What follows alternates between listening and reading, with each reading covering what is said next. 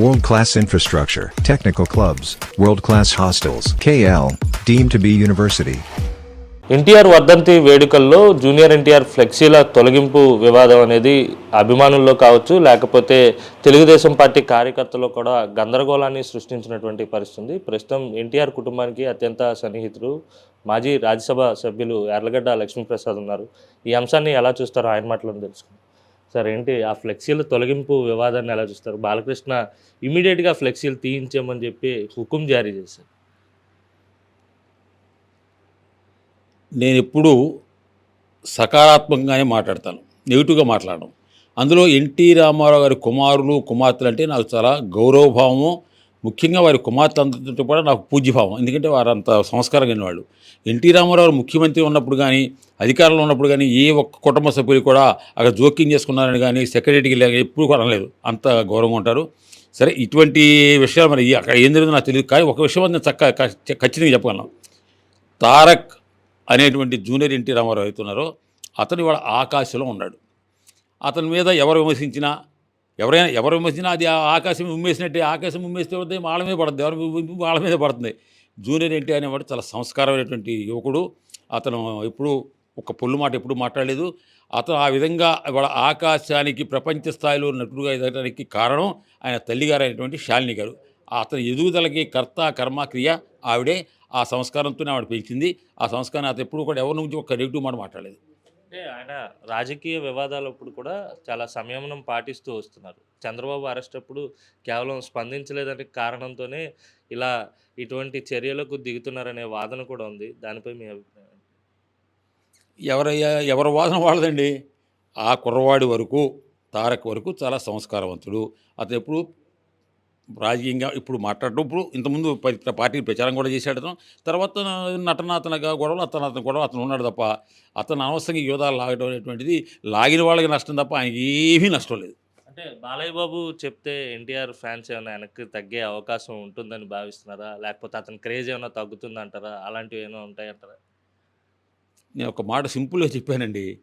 తారక్ని కనుక ఎవరన్నా విమర్శించినా తిట్టినా ఆకాశం మీద ఉమ్మేసినట్టే వాళ్ళ మీద పడుతుంది తప్ప అతనికి ఏమీ నష్టం లేదు.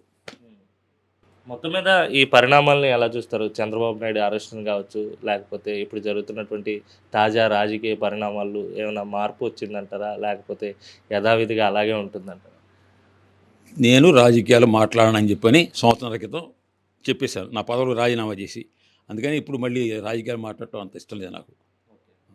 అంటే కేవలం ఎన్టీఆర్ కుటుంబానికి అత్యంత సన్నిహితుడిగా మాత్రమే తారక్ విషయంలో స్పందించారంటారా? అంతవరకే. అతని గురించి నాకు తెలుసు. చిన్నప్పటి నుంచి, బాల్యం దగ్గర నుంచి ఇప్పటి వరకు నాకు తెలుసు. అతను చాలా సంస్కారవంతుడు. ఎప్పుడూ పొరపాటున ఎవరిని ఒక మాట అనలేదు. అది మరి బాలకృష్ణ ఎందుకు పదే పదే ఆయన అడగండి, నన్ను అడిగితే బాలకృష్ణ గారిని అడగండి. నాకే ఏమన్నా వ్యక్తిగతమైనటువంటి ఏమైనా కక్ష ఉందా? ఎప్పుడైనా మీతో చెప్పడం కానీ? లేదు, అటువంటిది ఏమీ లేదు. రామారావు పిల్లలు అందరూ కూడా చాలా సంస్కారవంతులు. వాళ్ళు ఎప్పుడు ఇట్లాంటి ఇంటి విషయాలు బయట వెళ్తేప్పుడు మాట్లాడరు.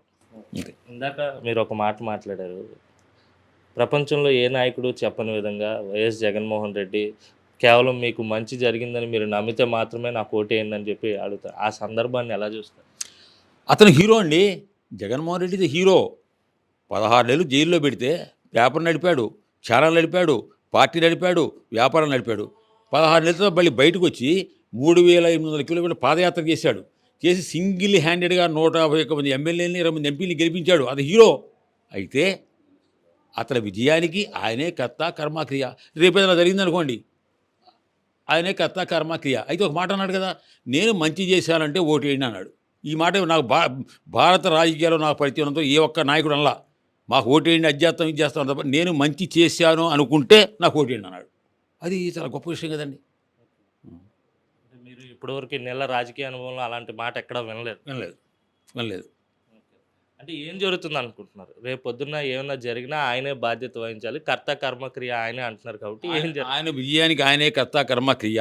రేపు మళ్ళీ విజయం వస్తే ఆయనే కర్త కర్మక్రియ. ఆయన పరాజయం అయితే ఆయనే కర్త కర్మక్రియ. ఈ బాలకృష్ణ ఎన్టీఆర్ ఫ్లెక్సీల వివాదం అనేది బాగా ముదిరి ఏమన్నా సినిమా ఇండస్ట్రీలో డైరెక్టర్లపై, ప్రొడ్యూసర్లపై ఏమైనా ఒత్తిడి తీసుకొచ్చి తారక్ను నిలువరించే ప్రయత్నం ఏమైనా చేయగలరా అంటారా? ఆకాశంలో ఉన్నవాడిని ఎవరు నిలవరుస్తారండి?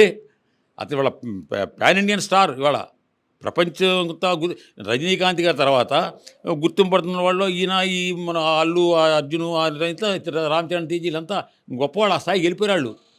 అంతే తప్ప ఇవన్నీ చిల్లర విషయాలు ఇవన్నీ.